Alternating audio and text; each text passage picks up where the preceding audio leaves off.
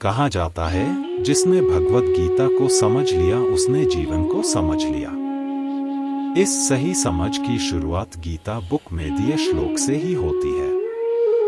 श्री कृष्ण द्वारा अर्जुन को सुनाए गए उपदेश के आधार पर भगवत गीता की रचना हुई थी, जिसमें 18 अध्याय और 700 संस्कृत श्लोक समाविष्ट थे। पहला श्लोक एता विभूति योगेन च मम यो वेत्ति तत्वतः सोविकंपेन योगेन युज्यते नात्र संशय। भावार्थ, यदि कोई व्यक्ति तत्व से जानता है कि मेरी इस परमेश्वरीय रूप विभूति और योग शक्ति को भगवान की माया है और सब कुछ भगवान की माया है, तो वह निश्चित रूप से भक्ति योग से युक्त हो जाता है। दूसरा श्लोक बुद्धिर्ज्ञानम सम्मोह क्षमा सत्यम दमः शमः सुखं दुःखं भवो भावो भयं चाभिमेव च अहिंसा समता तुष्टिस्तपो दानं यशो यशः भवन्ति भावा भूतानां मत एव पृथग्विधा। अर्थात बुद्धि, ज्ञान, अपरिग्रह, क्षमा, सत्य, संयम और शांति, सुख, दुख, अस्तित्व, अभाव, भय और अभय भी, अहिंसा, समता, संतोष, तपस्या, दान, यश और अपकीर्ति। सभी प्राणियों की नाना प्रकार की भावनाएं मुझसे ही उत्पन्न होती हैं। तीसरा श्लोक विद्या विनय संपन्ने ब्राह्मणे गवि हस्तिने शुनि चैव श्वपाके च पंडिता समदर्शिन। भावार्थ, ज्ञान और विनम्रता से संपन्न एक ब्राह्मण, एक गाय और एक हाथी। विद्वान मनुष्य कुत्तों और बिल्लियों के प्रति समान रूप से प्रवृत्त होते हैं। 4 श्लोक यदा ही नेन्द्रियार्थेषु न कर्मस्वनुषज्जते सर्वसंकल्प सन्यासी योगारूढ़स्तुदोच्यते।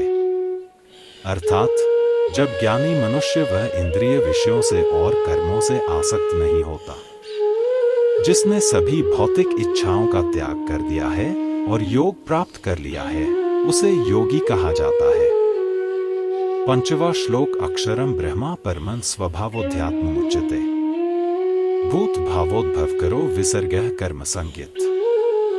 भावार्थ, भगवान ने कहा कि सर्वोच्च अक्षर ब्रह्मा है, अपना स्वरूप अर्थात जीवात्मा अध्यात्म है, और भूतों का भाव पैदा करने वाला त्याग कर्म है। 6 श्लोक यस्त्वात्मर्तिरेव स्यादात्मतृप्तश्च मानवः आत्मनेव च संतुष्टस्तस्य कार्यं न विद्यते।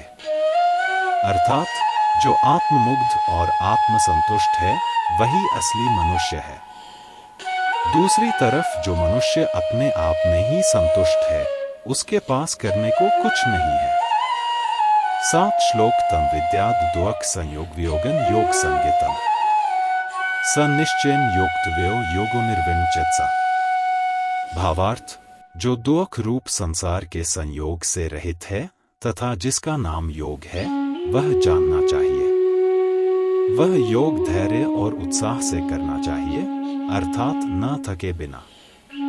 8 श्लोक प्रकृतिर्गुण सम्मूढ़ाः सज्जन्ते गुण कर्मसु तान् कृत्स्न विदो मंदान् कृत्स्न विन विचाल्यत।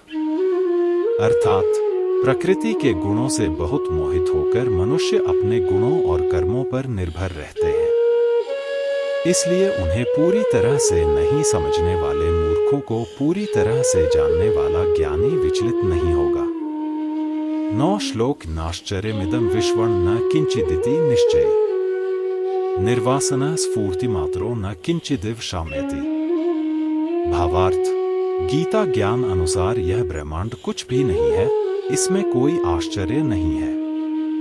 ऐसा लगता है कि निर्वासन के सिर्फ कंपन से कोई संबंध नहीं है। 10 श्लोक एवमेतद्यथात् त्वमात्मान परमेश्वर द्रष्टुमिच्छामि ते रूपमेश्वरं पुरुषोत्तम। अर्थात, हे भगवान, इस प्रकार यह वैसा ही है जैसा आपने अपने बारे में कहा है। हे परम पुरुष, मैं आपके दिव्य स्वरूप को देखना चाहता हूँ। जय श्री कृष्ण।